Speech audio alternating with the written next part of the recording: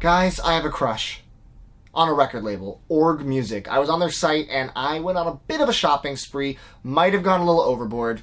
Really weird for me, I know. I'm going to explain why this label deserves a video. I'm going to show you my haul of records I picked up, and, wait for it, I'm going to do a giveaway. So stick around for that and check out this awesome video right after this.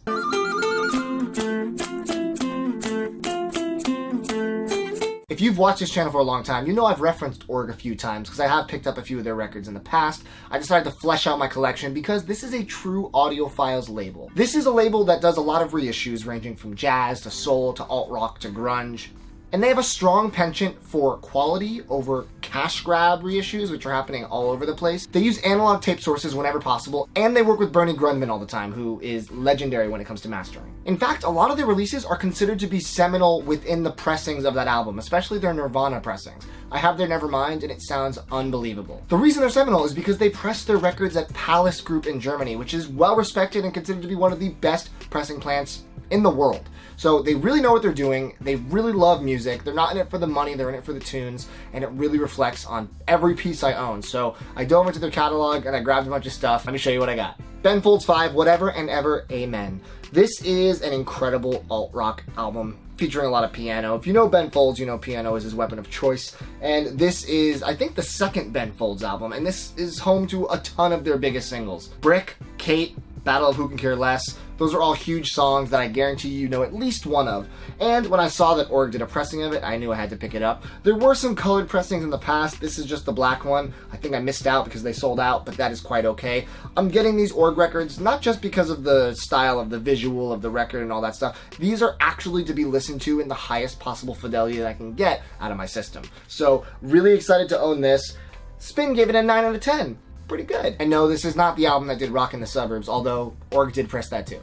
Let's jump on back to 1990, shall we? Red Kross's Third Eye. So Red Kross was a punk-based rock band, and they kind of changed their sound on this record, a little more poppy, a little more influenced by 60s rock, and it is a fun, excellent record. It reached critical acclaim, and that's because even with the change in sound, they managed to retain their listener base, and that's rare for a band to do. Oftentimes people will just like bail out if it's not what they're used to. Red Kross did it right. Limited to 2,000 copies, it has a really nice lyric sheet on the inside, and it's on colored vinyl. Really pretty shade of green. I actually don't really think I have many forest green records like this. Green is actually my favorite color, so when I saw it was on green, that might have pushed me over the edge, even though I said that I bought most of these for audio purposes. It's always a nice perk when it's colored. Up next, we have an EP, Luke Top, The Dumb Show.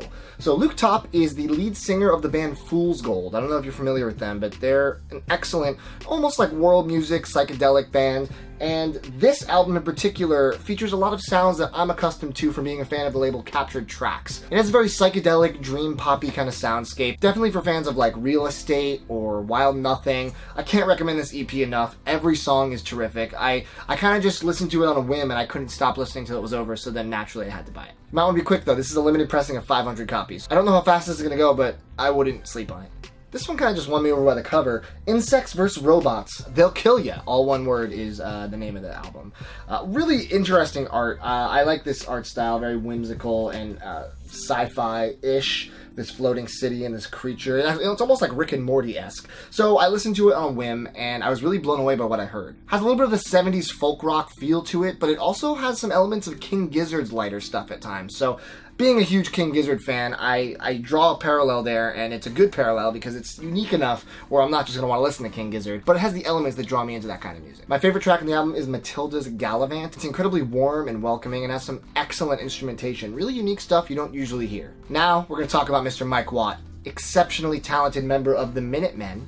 He also has a lot of solo records, and Org has pressed quite a few of them. This album in particular is going to blow your mind if you've never heard of it. Ball Hog or Tugboat. Really nice jacket. We have a huge gatefold right here, and of course, as you guys know, nice spine. This is an all-star compilation. The amount of people on this record is crazy. I'm just gonna go down this list and just read you the names that are gonna blow your mind. Frank Black from the Pixies, Mike D from Beastie Boys, Flea from Red Hot Chili Peppers, Dave Grohl, I don't know if you guys have heard of him, he's pretty big, Mark Lonigan from Screaming Trees, Eddie Vedder from Pearl Jam, Pat Smear and Chris Novoselic from Nirvana are also on here, so this is more or less a Nirvana reunion album minus Kurt. Henry Rollins is here. This is the list of all the collaborators. Basically, Mike Watt took all of his friends in the industry and was like, let's just play a bunch of shows and make a bunch of music and have some fun, and what came out of it is this excellent alt-rock album. 2 discs, 180 gram vinyl. I could not pass this up. I had always heard about this album, but I never actually listened to it, and I didn't realize Eddie Vedder was on it, I'm ashamed to say. So the second I saw that, I was like, bye. This is really awesome. They did a great job. It sounds great too. Mike Watt is a genius, and he's actually all over a lot of releases on this label, including the next one. This is Anywhere 2, the second album by Anywhere. This is a collaboration between the Triclops guitarist and Cedric of the Mars Volta. Ton of other people are on here too. Chris Novoselic's on here as well, Mike Watt, and Dale Crover of the Melvins, amazing drummer. It's funny because Chris Novoselic is actually playing accordion on this album. Not what you know him from in Nirvana, that's for sure. Awesome melodic psych rock, some really interesting, sometimes challenging to listen to stuff, but I really like music that kind of makes you have to work for it at times. This is one of those albums where the musicianship is just second to none, so it's really difficult to say anything bad about it on that level. Whether it's your taste, give it a listen. There was a colored pressing, it sold out, settle for the black, great album. And finally, the record I will be giving away to one of you lucky people is Porno for Pyros, Good God's Urge. This came out for Record Store Day a few years ago, and I guess they had some overrun, and it was available still. Awesome album. If you guys know Jane's Addiction, which hopefully you do, incredible rock band, this is Perry Farrell, the lead singer's side project. It's not quite as in-your-face and bombastic as Jane's Addiction is, but it has a kind of art rock slant to it.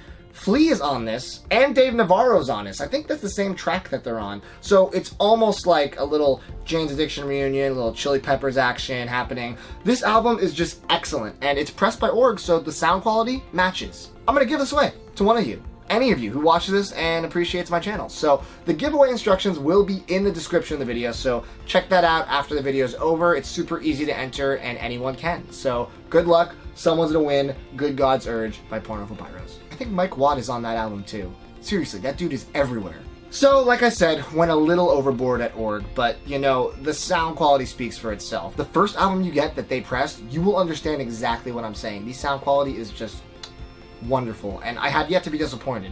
They also have a really good pressing of Antonio Carlos Jobim's Stone Flower, one of my favorite Brazilian albums. Like, if you go to their site and look at the catalog, especially if you're a jazz fan, you're going to be blown away by some of these albums that they resurrected from the dead, and they were able to turn into these amazing sonic pieces. So, shout out to Org, you guys rock. If you guys like this video, please give it a thumbs up, please subscribe, more videos soon. Take it easy.